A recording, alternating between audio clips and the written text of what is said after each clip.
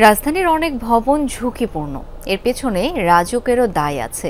লোকবলের অভাব আর দুর্নীতির কারণে অনেক কিছুই করতে পারে না রাজধানী উন্নয়ন কর্তৃপক্ষ। সকালে এফডিসির এক ছায়া সংসদে একথা বলেন সংস্থাটির চেয়ারম্যান রিয়াজুল ইসলাম। তিনি জানান, বাড়ির মালিকরা রাজুকের প্ল্যান অনুযায়ী বাড়ি না বানিয়ে নিজের সুবিধামতো ভবন নির্মাণ করেন। বিজলি কেবলসের স্কিন কোটেড ইনসুলেশন আগুন প্রতিরোধী। বিজলি কেবলস, নিরাপদ আজীবন। ২১ নভেম্বর ঢাকায় ৫.৭ মাত্রার ভূমিকম্প হয়। এরপর মৃদু ও মাঝারি মাত্রার বেশ কিছু কম্পন অনুভূত হয় সারা দেশে। দেখা দেয় আতঙ্ক, উদ্বেগ। ভূমিকম্পের ক্ষয়ক্ষতি রোধে ভবন মালিকদের দায়িত্বশীলতা নিয়ে শুক্রবার এফডিসিতে অনুষ্ঠিত হয় একটি ছায়া সংসদ। আয়োজন করে ডিবেট ফর ডেমোক্রেসি। অংশ নেন সেন্ট জোসেফ ও শহীদ আনোয়ার গার্লস স্কুলের শিক্ষার্থীরা। ভবন মালিক যদি দায়িত্বশীল হয়ে শক্তিশালী ও নিরাপদ ভবন তৈরি করে, তবেই কেবল ভূমিকম্পের ক্ষয়ক্ষতি কমানো সম্ভব হবে। সরকার এবং সাধারণ জনগণের যৌথ ভূমিকাই পারে ভূমিকম্পের ক্ষয়ক্ষতি কমাতে।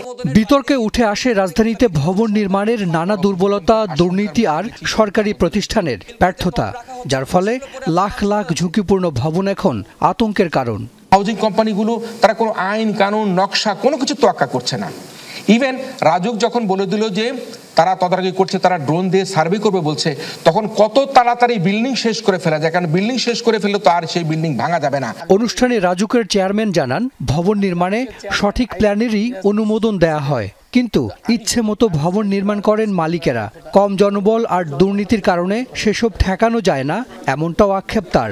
বাড়িওয়ালারা যখন প্ল্যান নেয় তখন তারা অঙ্গীকার করে যে আমি 5 ফিট জায়গা একটা অঙ্গীকারের মধ্যে 5 ফিট জায়গা ছেড়ে দেবো, এদিকে বলে আমি 5 ফিট জায়গা ছেড়ে দেবো, কিন্তু ওই পর্যন্তই।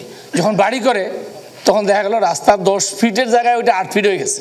এখন এইভাবে অঙ্গীকারনামা দিয়ে হবে না, এটা রাজুককে অথবা সিটি কর্পোরেশনকে অথবা যদি পৌরসভাকে তাদেরকে দলিল করে দিতে হবে। এই দলিল না করে দেওয়া পর্যন্ত তারা এখানে বাড়ির প্ল্যান পাবে না এবং কাজ ধরতে পারবে না। সম্প্রতি ঘন ঘন ভূমিকম্প অনুভূত হচ্ছে ঢাকায়। রাজুকের চেয়ারম্যান মনে করেন, বড় পরিকল্পনা হাতে নিলে এখনও রাজধানীকে রক্ষা করা সম্ভব। এখনও কিন্তু সময় শেষ হয়ে যায়নি। হাসান মিসবাহ, যমুনা নিউজ, ঢাকা।